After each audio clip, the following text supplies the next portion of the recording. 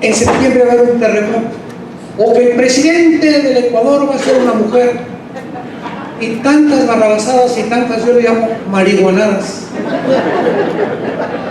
¿Qué dice la Biblia? ¿Quién es el profeta del Nuevo Testamento y el profeta del Antiguo Testamento? La palabra Naví, N-A-B-H-I, que se tradujo profeta en el hebreo, era la persona que veía hacia adelante lo que Dios quería revelarnos a nosotros cuando se selló la Biblia. Pero en el Nuevo Testamento, 1 Corintios 14:3, el apóstol Pablo escribe: el que profetiza lo hace para exhortación, edificación y consolación. En otras palabras, toda persona y todo predicador o cualquier padre de familia que dice, así dice el Señor, y cita la Biblia, está profetizando. ¿Qué es profetizar? Anunciar lo que ya está escrito, no nuevas cosas. Esas profecías ya terminaron porque no hay nada incompleto en la palabra de Dios. Entonces, ahora es increíble, ¿verdad? Yo el otro día conocí a una persona y me presentaron al matrimonio. Hermano, le presento al pastor, al apóstol y a su esposa, la profeta. Cálmate, Habacuc, cálmate, Débora. No se lo diga así, ¿verdad? Increíble, ¿verdad? ¿Por qué? Porque esos títulos, ¿no? ¿Dónde sacan eso? Ahora, ya me quedo corto. Ahora hasta las mujeres son apóstoles. Imagínense nada más las barbaridades a las que ha llegado la iglesia cristiana por carecer de la doctrina de la palabra de Dios. Y el pueblo de Dios sigue siendo engañado. Veamos algunos ejemplos. En 1844 se fundan los Testigos de Jehová, una secta fundada por Charles Russell. Profetizó que Jesús vendría en 1874 y que el mundo se acabaría en 1914. No sucedió lo que el fundador de esta secta profetizó, por lo cual este hombre y el grupo Testigos de Jehová se considera un culto o una secta, porque de acuerdo a la Biblia, el que no cumpla el 100% de lo que está profetizando es un falso profeta. Otro ejemplo, cuando mataron al presidente Kennedy, hubo una mujer aquí en Nueva York llamada Jim Dixon. Creo que muchos de ustedes oyeron de ella. Y ella, 2 semanas antes de que mataran a Kennedy, vio sangre y dijo en un periódico: veo sangre en Dallas. Y vio la semana en que mataron a Kennedy, creo que fue en 1962. Y después de que mataron a Kennedy, la consideraron una profeta, porque le atinó. Y de ahí en adelante, todas las profecías que hizo, el 95%, ninguna se cumplió. Vean ustedes cómo el diablo lanza anzuelos. Y el hecho que algo caiga por coincidencia se considera cuando no se toma lo demás. A ver lo que sigue diciendo. Y si sigue diciendo y profetizando y no se cumple, son falsos profetas, engañando a la gente. José Smith, el que fundó los mormones, dice que se le apareció un ángel llamado Moroni y que el ángel le dijo: ve a una colina y vas a encontrar unas tablas escritas en egipcio cuneiforme. Y de ahí tradujo esas tablas, las encontró en egipcio cuneiforme y salió el libro del Mormón. Es una versión modificada de la versión King James de la Biblia en inglés. Y después llegó con su esposa y le dijo: mi amor, no eres la única. ¿De qué estás hablando, corazón? De que el ángel me dijo que voy a tener 9 o 10 como tú. Bueno, me haré un ladito para que las acomodes aquí junto.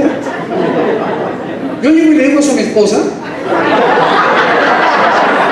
y duermo en el suelo. Miguel dice amén. Háganme el favor nada más, ¿no? Todo ya ahí nació el politeísmo, ¿verdad? Y los mormones, vino la Constitución de Estados Unidos y se prohibió desde luego la poligamia. Y entonces ya, ahora creo que aquí en el estado de Nueva York, si tú tienes 5 más y las puedes mantener y ellas aceptan bien contigo, creo que el estado te lo permite tener. Pero aquí no hay ninguno pariente de Trump, ¿verdad?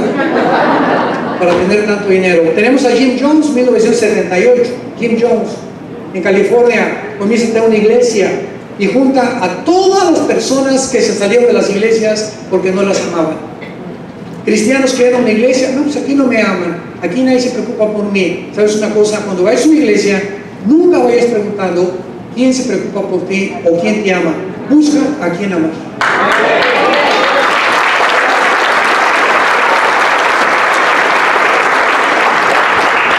De ahí vienen las desilusiones y el ataque de Satanás. Andas buscando quién te apapache. Estuve en el hospital y nadie me fue a visitar. ¿Por qué, doña Chole? ¿Y usted cuando no estaba en el hospital, a cuánto has ido a visitar? Estuve en la cárcel y nadie me vino a ver. Y cuando estaba libre, fuiste a visitar una vez a las prisiones, a las mujeres, a los hombres. Entonces, ¿cómo podemos recoger lo que no hemos sembrado? Cuando llegas a la iglesia, no es como al cine. Yo llego al cine, ¿verdad? En mis palomitas de refresco, veo, no me fijo quién está a la derecha ni a la izquierda, me salgo y pagué mi boleto. Así muchos llegan a la iglesia. No se fijan quién está a la derecha, quién está a la izquierda. La señora de enfrente tiene cara de que tiene dolor de estómago, de amargura, y no eres ¿cómo le va, doña Consorcia? La veo medio triste, mi nombre es fulano de tal, la puedo orar por usted. Oh, mucho gusto, nunca te he visto aquí en la iglesia, ¿cómo te llamas? Bienvenido, qué gusto de verlos. Vamos a la iglesia a hacer sentir a la gente que llega que realmente nos preocupamos por ellos, para que ellos también puedan imitarnos a nosotros, como la iglesia de Tesalónica. Les dice Pablo, han llegado ustedes a ser imitadores de nosotros y se ha propagado el evangelio gracias al amor y a la fe y a la esperanza que tienen. Esta es la razón por la cual hacen sectas. Llegaron a la iglesia de Jim Jones y era pura gente, la mayor parte de negritos y de todo, hispanos, y se los llevó a la Guyana a fundar una nueva Jerusalén, a fundar una nueva. Cuando ustedes oigan que algún profeta o algún falso profeta o algún pastor, entre comillas, dice, vamos a hacer un condominio donde puros cristianos vivamos todos juntos, o nos vayamos todos juntos a un lugar para irnos del mundo, en ese momento tú sabes que es un falso profeta. Hace un tiempo estuve en Guatemala, en la antigua ciudad de Guatemala, ya está llena de conventos antiguos, y me invitaron a visitar a la Madre Superiora de un convento de monjitas, y me caen re bien las monjitas. Ya no digo que me gustan porque mi esposa se pone así medio chipirón. Una vez dije, me gustan las monjitas, pero dije, no en ese sentido, le dije, ¿verdad? O sea, me caen bien, me inspiran ternura, en otras palabras, para ser un poco más explícito. Y me dice la Madre Superiora, Pastora Dulce, yo quisiera recibir el bautismo del Espíritu Santo. Le dije, como no, le dije, es una experiencia maravillosa, somos colocados en el cuerpo de Cristo. Lloró y tenía como 10 monjitas atrás de ella, de su escritorio, y les dije a todas, ¿qué hacen ustedes aquí encerradas? Y se voltearon a ver todas ellas. Y me dijeron, y me dice la Madre Superiora, ¿por qué nos pregunta, pastor? Porque Jesús dijo, ir y predicar el Evangelio. Ustedes, se las tuve que decir derecha a la flecha, ustedes han sido engañadas por el enemigo, encerrándolas, porque la misión del cristiano es ir a predicar el Evangelio. ¿A quién van a ganar detrás del convento de la gente?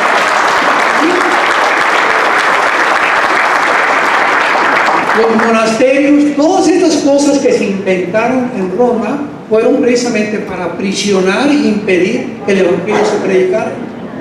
Entonces, gracias a Dios, esa Madre Superior está ahorita de misionera en Brasil. Gracias, se convirtió.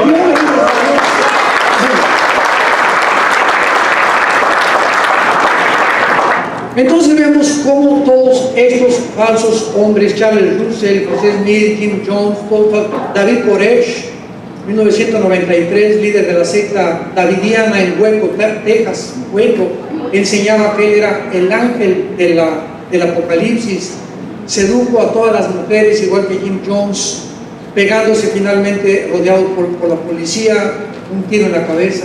Juan Carlos Miranda, en el año 2000, muy famoso también, dijo que él era el anticristo, después el Cristo, y cuando llegaba la Biblia, el que lo presentaba decía, damas y caballeros, Jesucristo en persona. Y llegaba Juan Carlos Miranda, se quitó la vida o se murió, su esposa reveló, o todas las que tuvo escondidas, y nos damos cuenta, detrás de todos estos hombres hay la inmoralidad. Detrás de todos estos hombres hay la falsa doctrina, y detrás del pueblo que lo sigue, la ignorancia, las sagradas escrituras. Si tú quieres librarte algún día de los falsos apóstoles, de los falsos profetas, de las falsas doctrinas, de las falsas iglesias que pululan en el mundo entero, ser un hombre diligente para trazar bien la palabra de Dios. Esfuérzate en la gracia que es en Cristo Jesús y conocerás la verdad. Y cuando tú conoces la verdad, esa verdad te va a hacer libre. ¿De qué? Del engaño. Porque el diablo engaña al mundo entero. Damos gracias, Señor, por tu palabra. Te pedimos ahora sabiduría para contestar, Señor, lo que tu pueblo quiere saber de ti, para que podamos nosotros trazar bien la palabra de verdad y continuar siendo aprobados, Señor, como obreros que no tenemos de qué avergonzarnos, con una conciencia limpia delante de tu presencia. En el nombre de Jesús en quien oramos. Amén. Bueno, estamos listos para las preguntas. A ver, los teólogos.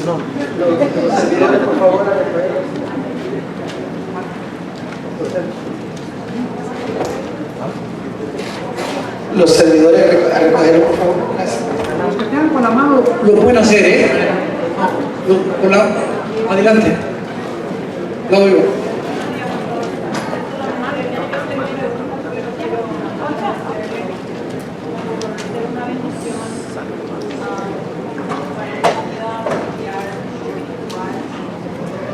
Y realmente he crecido en la palabra gracias a esos estudios bíblicos y me ha motivado a seguir adelante. Muchas gracias por tomarse el tiempo de venir hasta acá y que siga adelante. Lo bendiga.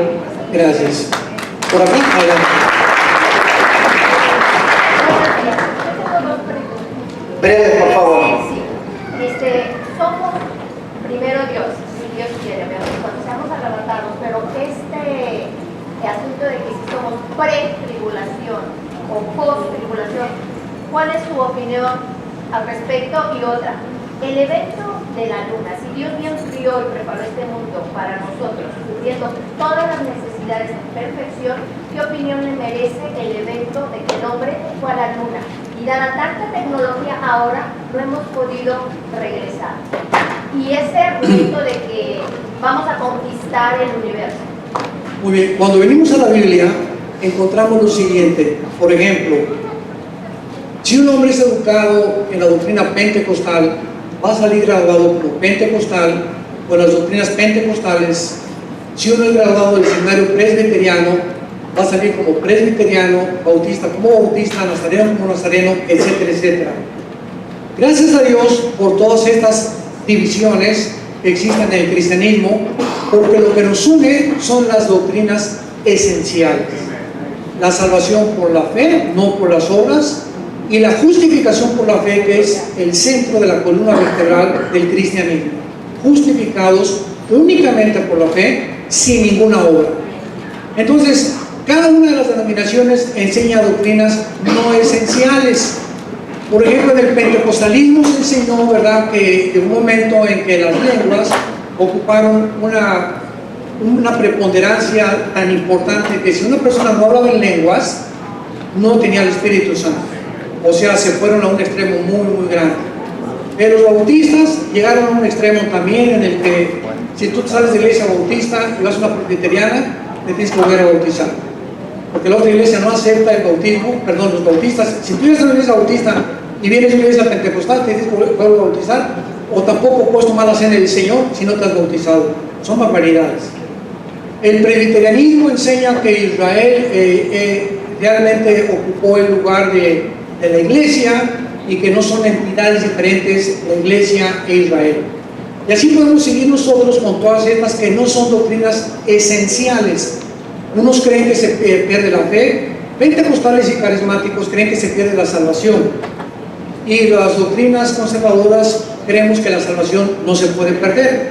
Muy bien, cuando lleguemos al cielo no va a haber ningún problema, ¿verdad? Porque esas doctrinas no son las que ponen la base de la salvación. Son doctrinas no esenciales en las cuales yo puedo tener contacto con pastores, me invitan a iglesias pentecostales y no voy a predicar en contra de lo que ellos están enseñando. ¿Por qué? Porque pongo a la iglesia contra ese pastor. Yo me sujeto a ese pastor porque en lo demás el amor prevalece. Y todos somos hermanos en Cristo y todos lo necesitamos. Necesitamos los presbiterianos, a los bautistas, los pentecostales. Todos tenemos, mientras estemos creyendo la verdad esencial, somos hermanos en Cristo. Y es importante porque si no tuviéramos tenido un papa. Pues gracias a Dios que estamos divididos, ¿verdad? Así como Dios dividió el mundo en continentes, porque si hubiera sido un solo bloque de tierra, ya nos hubiéramos autodestruido como las ratas. Entonces Dios consideró, ¿verdad?, dividir después del diluvio el mundo en continentes para separarnos, y en idiomas para que haya más años de sobrevivencia por la maldad humana. Entonces, cuando hay profecía, algunos creen que es el pretribulacionismo, que Jesús viene antes de los 7 años. Otros creen que es el mid-tribulacionismo, que viene a la mitad. Y otros creen que viene al final, y la segunda venida y el rapto es lo mismo. Muy bien, ¿cuál es el problema de estas tres versiones o perspectivas del arrebatamiento y la tribulación? Cuando uno estudia las 70 semanas de Daniel 9, 24 al 27, descubrimos que la tribulación le corresponde únicamente a la nación de Israel, y que es imposible que la iglesia se encuentre en el mundo durante estos 7 años de tribulación, que Dios nos saca antes de que el anticristo se manifieste. Entonces, si tú crees que viene según sigues siendo mi hermana, y yo con mucho gusto seguimos disfrutando y no nos vamos a pelear. Las discusiones son muy buenas. Ahora que veníamos en el camino, cuando me fue a recoger el hermano, me hizo muchas preguntas también, y vemos otros que a través de esas preguntas encontramos la verdad. ¿Y por qué esto? ¿Y por qué aquello? Sin que nos consideremos enemigos. Entonces, si una persona me pregunta, ¿usted por qué cree que la salvación no se pierde?, le digo mis bases teológicas. Yo le pido a él las que él me enseña para que crea que se pierde. Cuando él me enseña las que él que dice que se pierde, y yo le contesto que es una perspectiva equivocada del contexto que me está enseñando, lo puedo convencer por el Espíritu Santo de que realmente la salvación no se puede perder. Entonces, esta es la forma como nosotros podemos mantener sobre todas las cosas, como decía mi esposa ayer, muy sabiamente, el amor prevalece porque borrará multitud de pecados. Y ahora de la tecnología, en Daniel 12, versículo 4, se profetizó hace 2586 años que la ciencia o el conocimiento aumentaría en los últimos tiempos.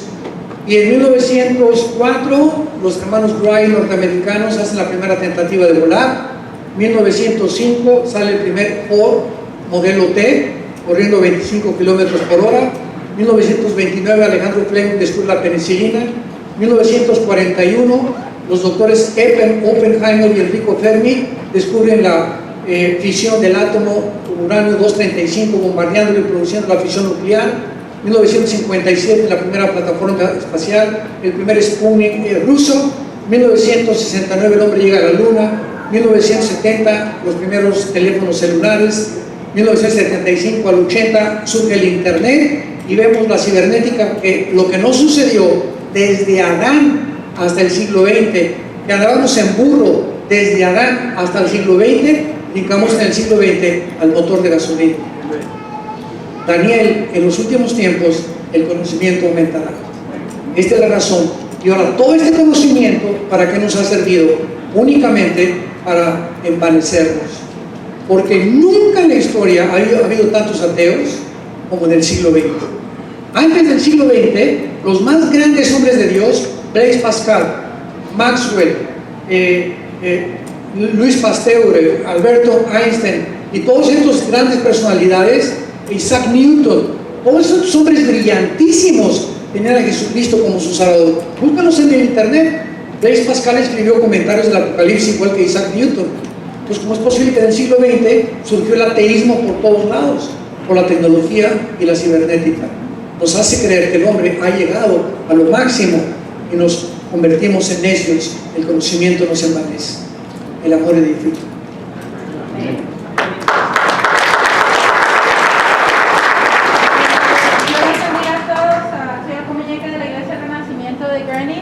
Saludos a todos en la iglesia.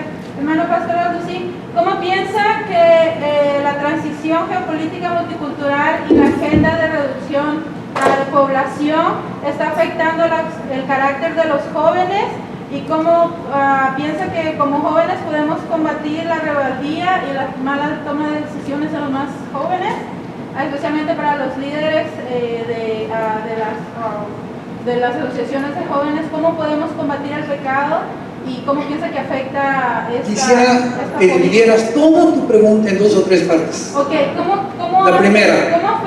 ¿Cómo piensa usted que afecta la agenda de reducción de población? Pues vamos por ahí.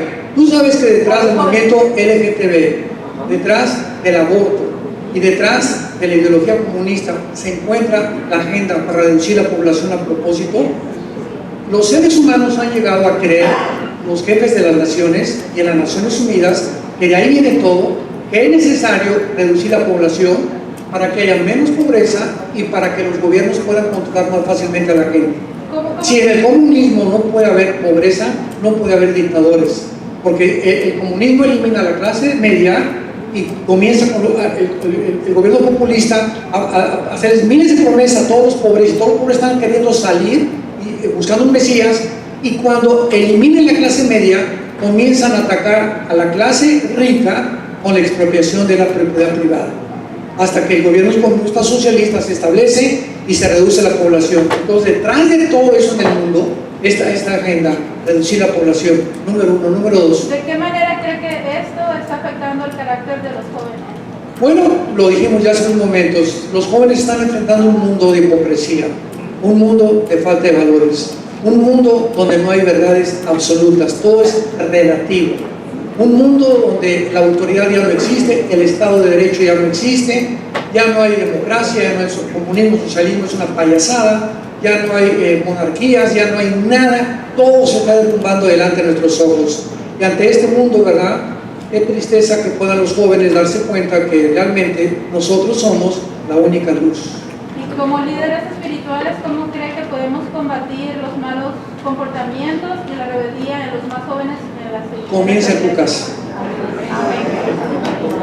Siempre estamos buscando cómo ayudar a los demás, ¿verdad? Pero comenzamos en la casa. Sí.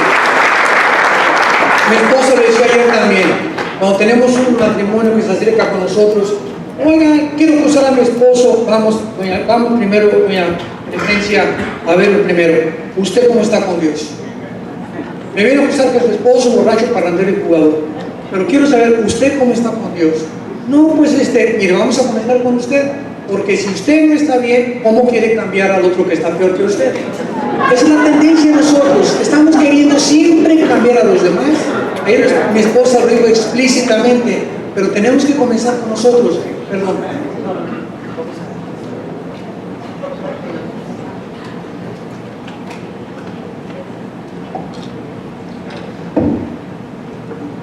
Muy bien.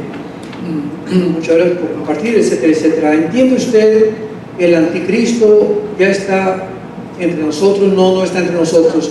Yo pienso sinceramente, ¿tú dices aquí en el salón? Estoy bromeando. Creo sinceramente que ya nació, nada más. Hasta ahí puedo decir, ¿verdad? Pero no se le puede identificar. Ya lo dijimos por qué. Porque el que ¿qué es aquí? Sí. Porque al igual que Cristo va a nacer de forma natural. como cualquier humano. No, el anticristo no va a nacer de forma natural. Él va a imitar, ¿se acuerdan de la profecía Génesis 3:15? ¿Qué decía la profecía de Génesis 3:15? Cuando Dios le dijo, nada más escuchen y recuerden esto, de tu semilla, le dice a la mujer, herirás en la cabeza a la semilla de Satanás, y la semilla de Satanás herirá en el talón a la semilla de la mujer. La palabra semilla en el hebreo es la palabra, apúntalo, sera, con Z, que significa esperma. Ahora, pasa el tiempo, hasta el siglo XX se descubre la genética. En 1860 Mendel con los chícharos descubre los principios de la transmisión de las enfermedades, esas cosas, y se le olvidó hasta el siglo XX que los doctores Crick y Watson ya descubren el ADN. Pero vean ustedes qué cosa tan importante. Cuando hace 3 o 4 siglos atacaron la Biblia atacaron Génesis 3:15 diciendo esto: ¿cómo es posible que se haya profetizado que la mujer o la semilla de la mujer va a herir a la semilla de Satanás, cuando no es la mujer la que trae la semilla, es el varón? El esperma es del varón y la mujer es la receptora de la semilla.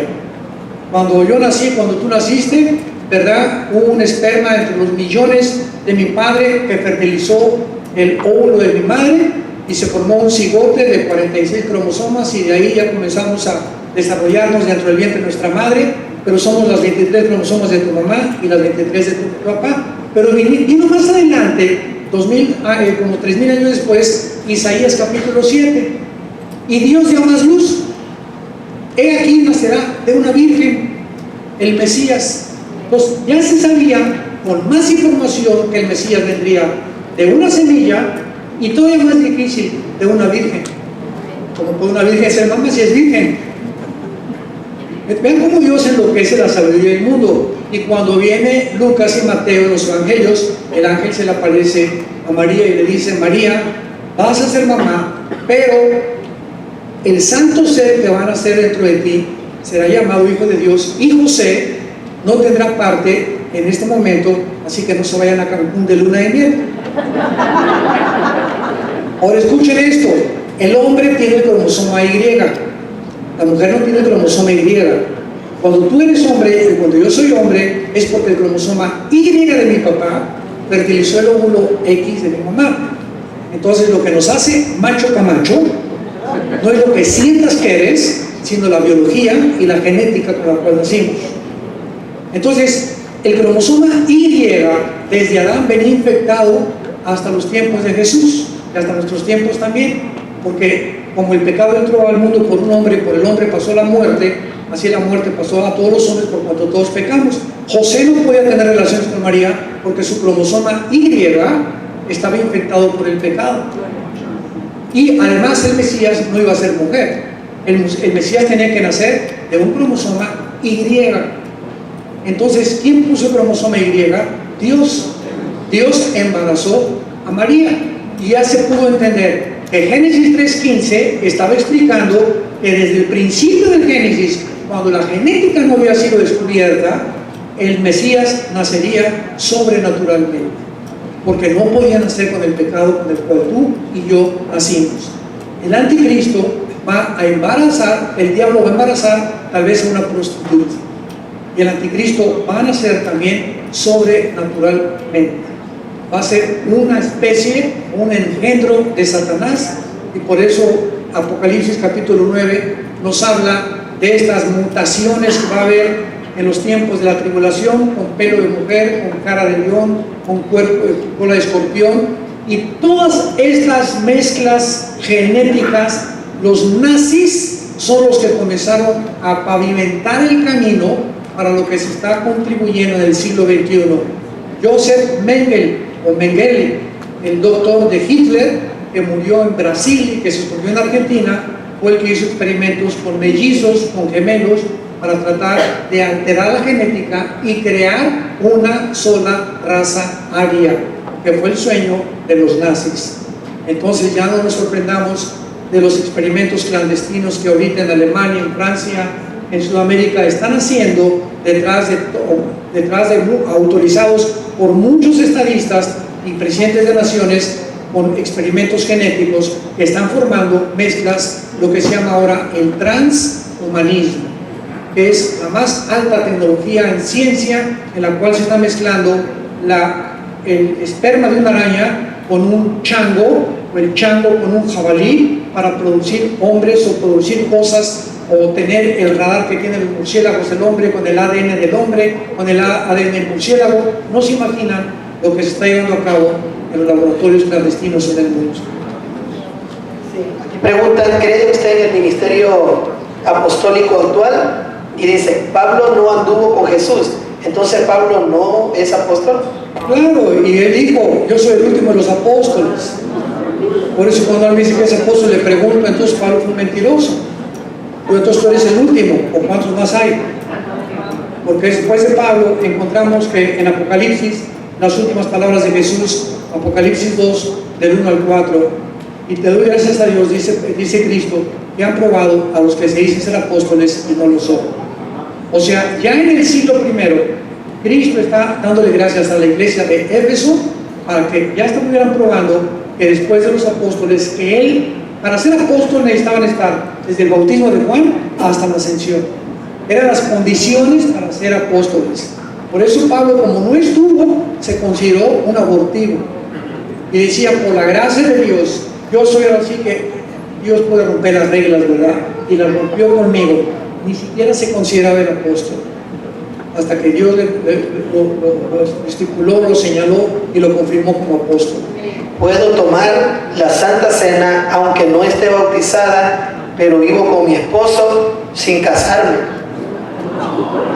Puedo tomar la Santa Cena aunque no esté bautizada, pero vivo con mi esposo sin casarme. Bueno, tú estás viviendo en pecado. Ahora hay muchos de ustedes que nos escuchan que a lo mejor eran ignorantes y que vienen aquí a estas conferencias y de repente descubren, ¿verdad?, que vivir juntos sin estar casados, la Biblia le llama fornicar. Es un pecado sexual. Entonces, yo te recomiendo que le digas a tu compañero, ¿verdad?, ¿por qué no te quieres casar conmigo? Oye, pues ¿para qué necesitamos un título? ¿Sabes qué? Porque este papelito que se llama el título del matrimonio, cuando tú me quieras abandonar, yo te puedo demandar y pedirte el child support. Que no se pase de listo. Ahora, si te ama, se casa contigo. ¿Por qué quiere vivir contigo nada más? Entonces, tú tienes que ponerte las pilas, amiga. Y ustedes, si quieren realmente vivir para Cristo,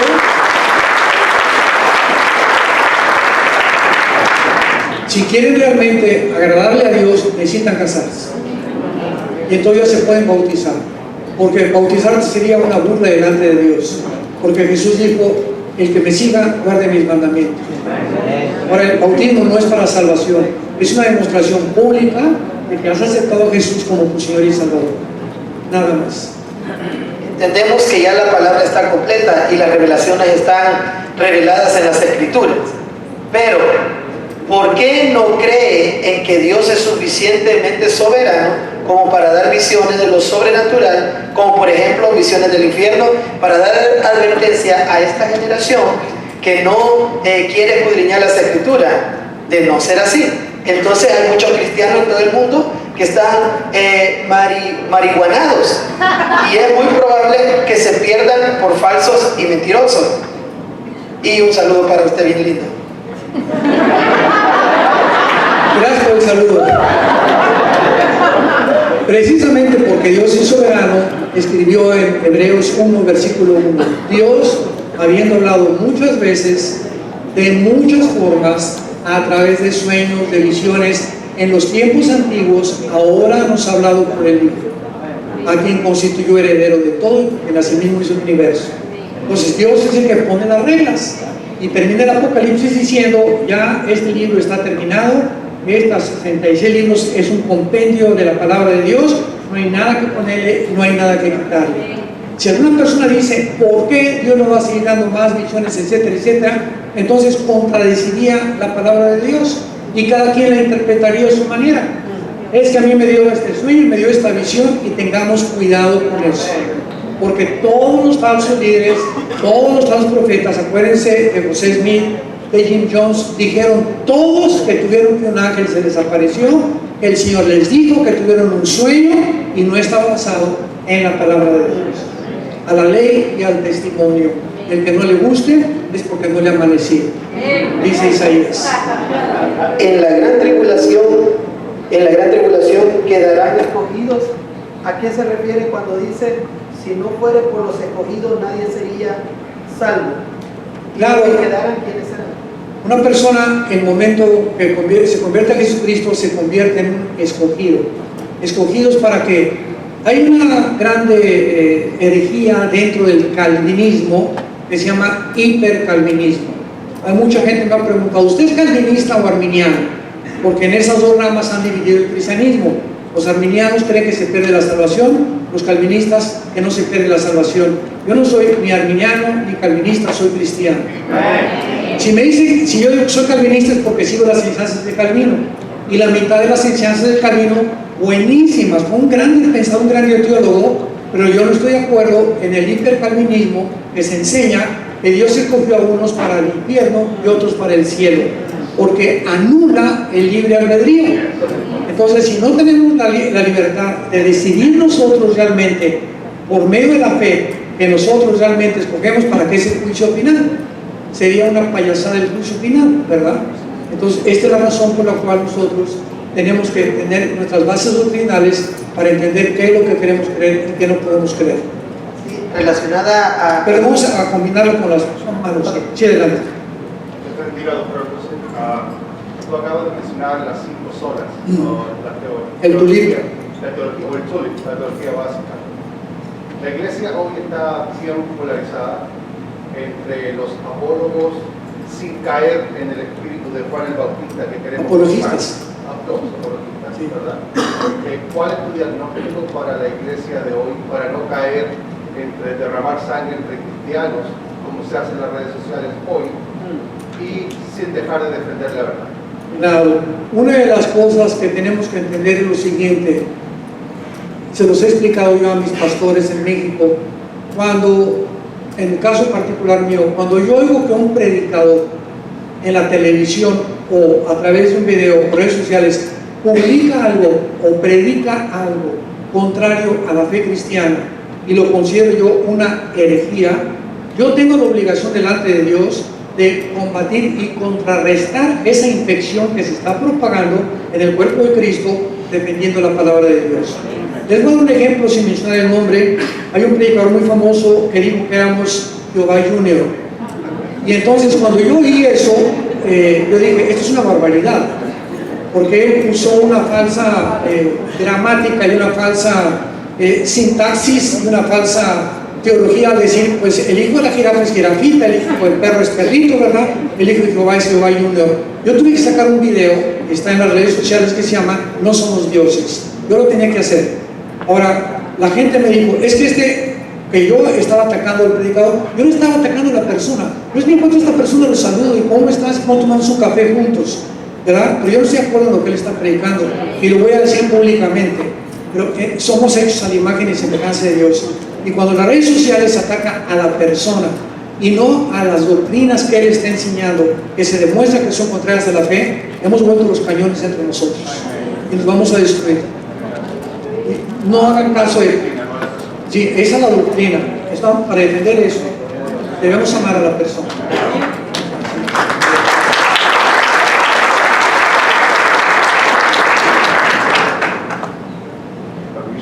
Claro que sí. Siéntese, por favor. Siéntese. Gracias a Dios, primero, que estamos aquí y tengo un privilegio de estar hablando con usted. La pregunta mía se divide en dos. Al escucharlo usted veo valentía al exponer la palabra. No es solamente una palabra informática, sino una palabra de formación.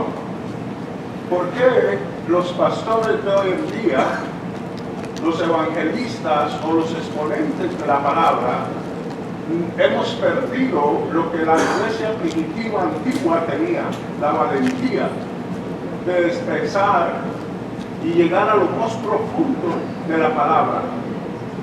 Primero, ¿por qué nos ponemos por el nombre propio el pecado? ¿Qué nos conlleva a omitir el nombre propio del pecado? Mire, hay varios motivos detrás de todo esto, ¿verdad? No todos, muchas veces por ignorancia, otras veces por intereses económicos. Si yo hablo muy fuerte, mis ovejas se van a ir, o si yo, don Pedro, que fue el que me puso el techo en mi iglesia, su esposa me dice que está en adulterio y no lo voy a disciplinar sacándolo de la iglesia hasta que no abandone a su amante, y me va a dejar de diezmar. Entonces hay muchos intereses económicos. Por ejemplo, a partir de 1985-90 se comenzó a cobrar por predicar, y me reservo el nombre de quien fue un famoso salmista, el primero que comenzó a cobrar. Y entonces los grupos de alabanza que pertenecen a las iglesias se comenzaron a independizar de las iglesias y a formarse un nombre ellos. como grupos del mundo. Y entonces, por ejemplo, pues queremos traer a este cantante y comenzaron a hacer raíz donde decía el cantante, necesito que me adelanten $10,000, un hotel 5 estrellas, desayunar queso potage con agua Evian y desayuno con uvas, una limusina que me recoge en el aeropuerto y en primera clase viajar. A ese grado, se los digo yo, me reservo el nombre de todos ellos. Y mi consejo a los pastores es, cuando tú invites a alguien y te ponga un precio, no lo vuelvas a invitar.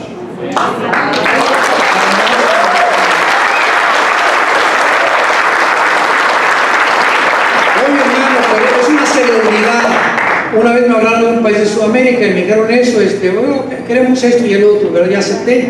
Y lo primero que preguntaron fue, ¿cuánto nos va a cobrar usted, doctor Alonso? Y les dije, ¿de qué me están hablando? Pues sí, ¿cuántos son sus viáticos? Dije, miren, págame el avión del hotel y si me quieren dar una ofrenda, dénmela. Pero yo no les voy a decir cuánto me van a dar. ¿Por qué? Porque acá quien de como propuso en su corazón. Y si ustedes ni siquiera me dan nada, gracias a Dios yo no dependo de ustedes, dependo de Dios.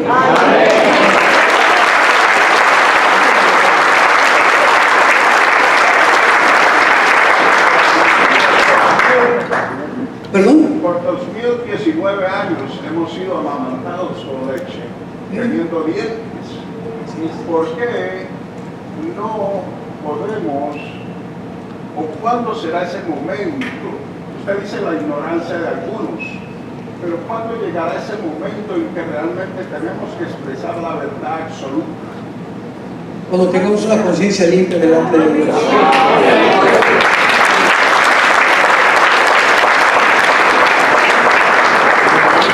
Me encantan estas palabras de Pablo a la primera carta a los Tesalonicenses, capítulo 2. Qué cosa más maravillosa. Ustedes mismos, 1 Tesalonicenses, capítulo 2, les dice Pablo, ustedes saben, hermanos, que nuestra visita a ustedes no resultó en vano. Fuimos ultrajados en Filipos, pero nuestra exhortación no procedió del error ni de la impureza, ni fue por engaño. Según fuimos aprobados por Dios, para que se nos confiase el Evangelio, así les hablamos. No para agradar a los hombres, sino a Dios, que prueba los corazones. Nunca usamos palabras lisonjeras, o sea, hacerles la barba, como decimos, ni encubrimos avaricia, Dios es testigo, ni buscamos la gloria de los hombres, aunque podíamos ser carga, antes fuimos entre ustedes como la nodriza que cuida con ternura a sus hijos. Este es un hombre de Dios. Y debemos imitar a estos hombres de Dios. Dos preguntas más porque se nos acabó el tiempo. Adelante. Mucho gusto me da el honor y el placer de conocerlo de verdad, de Pastor Armando a Lucy. Y yo estoy aquí porque yo lo vi por la televisión y clase. Yo dije, esto yo no me lo puedo. Entonces, mis preguntas son dos. ¿Cómo miraría nuestro Padre Celestial digamos, a la raza de los asiáticos que adoran otros dioses? ¿Cómo lo ve? Y si ellos sienten algo que verdaderamente su verdadero Dios es Buda o otros dioses, ¿y cómo lo vería Dios? Y si están en ellos el Espíritu Santo. Sí, muy buena pregunta. Hay una pregunta que es, y que está relacionada con eso. ¿Qué va a pasar con todas las personas que se mueran y que nunca oyeron de Cristo? Eso me lo hacen mucho los estudiantes. ¿Qué pasó con los hindúes, los aztecas, los budistas, que jamás tuvieron la oportunidad ni de conocer la Biblia, ni tampoco oír de Jesucristo? Esa la contestamos cuando veníamos en el aeropuerto en el carro compartiendo. Y entonces la respuesta en Romanos capítulo 2, versículo 12 al 16. Dios nos da la respuesta en la Biblia y nos dice lo siguiente: todos los que sin ley han pecado, acuérdense, la ley es la Biblia, o sea, todos los que mueran sin nunca haber conocido este libro, sin este libro van a morir y a ser juzgados, porque acuérdense que Jesús dijo, mis palabras los juzgarán. Pues a muchos de ustedes ni les conviene seguir oyendo la palabra. Mientras más la oyes, más culpable te vuelves delante de Dios, porque ya no serás jamás excusa de que no lo sabías. Y todos los que mueran sin haber conocido la palabra de Dios perecerán, por la ley serán juzgados, porque no son los oidores de la ley los justos, sino los hacedores. Y dice el versículo 14, porque cuando los gentiles, o sea, las personas que nunca oyeron hablar de la Biblia ni de Cristo, que no tienen ley, o sea, la ley de nosotros, que es la Biblia, hacen por naturaleza lo que es de la ley. Estos, aunque no tengan ley, son ley para sí mismos, mostrando la obra de la ley escrita en sus corazones, dando testimonio su conciencia y acusándoles o defendiéndoles sus razonamientos. Las personas que mueran sin jamás haber oído ni de Cristo ni de la Biblia, Dios los va a juzgar de acuerdo a cómo respondieron a su conciencia, no por las obras, a su conciencia. Por más salvaje que sea una persona, como los aztecas que sacaban el corazón y lo ofrecían a los dioses, todos los seres humanos sabemos que matar es malo, que el adulterio es malo, que quitarle la esposa a otra persona es malo, que quitarle algo a otra persona es robo. Entonces, de acuerdo a esto, cuando Cristo juzgue los secretos de los hombres, por eso no podemos juzgar. Oye, hermana, mi mamá se murió y nunca voy a hablar de Cristo. No te preocupes, preocúpate por tu vida. Dios es demasiado sabio y bueno, y Él no va a condenar a nadie que no lo merezca. Ahora, mi segunda pregunta es, ¿por qué yo veo a diferentes pastores y yo saco mis propias conclusiones? Cada uno de ellos tiene sabiduría y lo voy y lo busco en la vida. ¿Por qué siempre en cada televisión que yo veo, por qué los pastores cuando ya vienen hacen esas maratónicas que piden mucho dinero, que piden, como por ejemplo ahorita en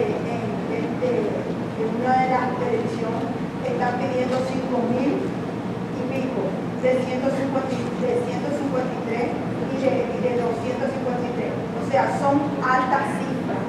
Por lo menos yo soy una persona pobre que yo no daría, aunque lo pudiera, yo no daría $5.163 si cada centavo te cuenta. Entonces quiere decir que el valor del cristiano es lo que vale. No vea las maratónicas, hermano.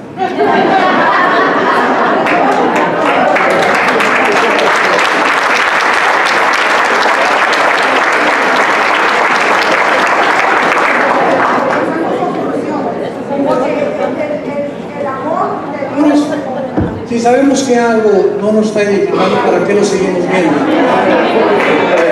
Gracias. Vamos a darle tiempo a las también.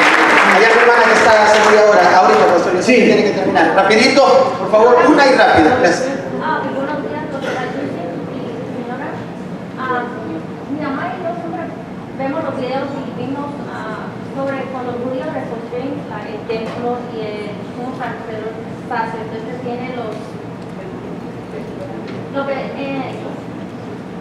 cuando construyen el templo otra vez, el sumo sacerdote va a tener el No entendí.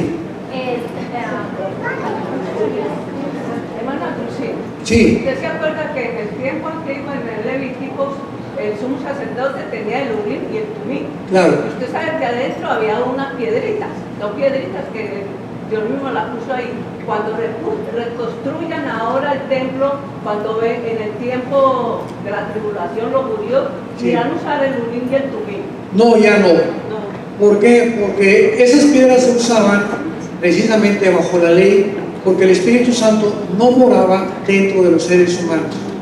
El Espíritu Santo ha operado de diferente manera. Ahora en esta época la iglesia ya nos sella y mora dentro de nosotros hasta el día de nuestra resurrección. En el Apocalipsis, el sello y la manera como el Espíritu Santo opere va a ser diferente al de la iglesia. Por eso sabemos que la iglesia no va a estar, ahí va a sellar a 144,000 judíos de cada tribu, porque va a ser un sello externo, no va a ser interno, y se va a predicar el evangelio eterno durante la tribulación. Entonces no creamos que Dios, cuando dicen es que Dios es el mismo en su carácter, en su santidad, en su fidelidad, pero no es la forma como actúa. Ya no abre el mar rojo otra vez, ya no los milagros de los apóstoles, ya no los milagros de Elías y de Eliseo. Pues Dios es soberano para actuar como Él quiere en diferentes épocas. No lo podemos encajonar a Dios, pero Él es el mismo en su carácter. Él siempre será santo, fiel y verdadero. Muy bien, se nos acabó el tiempo, si no, no acabamos con... Una pregunta. O nos acabamos Solo el hermano que tiene media hora de estar parado ahí. Él y nos vamos. Ay, perdonen, la otra pregunta la contestamos pues, a las 7 de la noche. Ya está. Bueno, sí, nos queda media hora nada más. A ver, adelante. Un gran predicador para mí, Dios lo bendiga, de mucha bendición. ¿Qué es la predestinación? Antes, destino, destinar antes de tiempo. Y existe la predestinación, pero existe el libre albedrío también. Una vez alguien me preguntó, y es una muy buena ilustración, oiga, el día del juicio, es el juicio del gran trono blanco, Apocalipsis 20, del 11 al 15, Judas se va a levantar y le va a decir a Dios, oye Dios, ¿por qué me condenas si estaba escrito y tú me escogiste que yo entregara a tu hijo? Es más, Dios, si yo no hubiera entregado a tu hijo, no hubiera habido salvación. Y si no hubiera habido salvación, no habría todos estos que te adoran y te exaltan ahora y alaban tu nombre.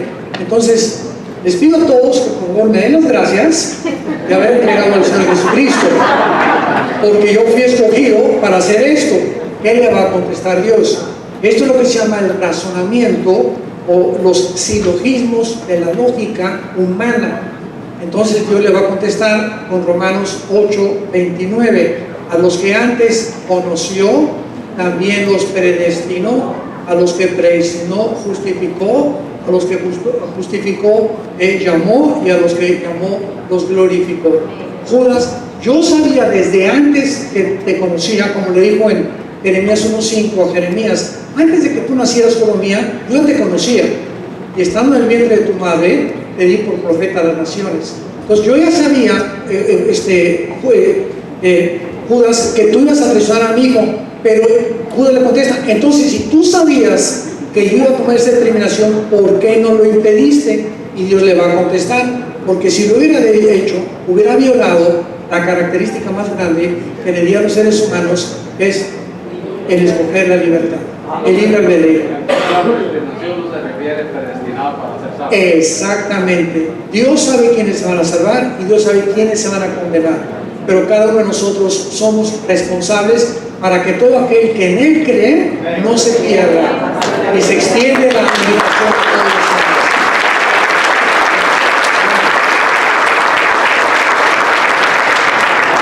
Terminamos con esta serie de profecías y pues hay tanto que cubrir, ¿verdad? Pero quiero compartirles rápidamente algunos extremos de las profecías bíblicas y vamos a discernir algunas que nos muestran que nos encontramos en los últimos tiempos. En primer lugar, uno de los extremos que hay en las profecías bíblicas es relacionarlas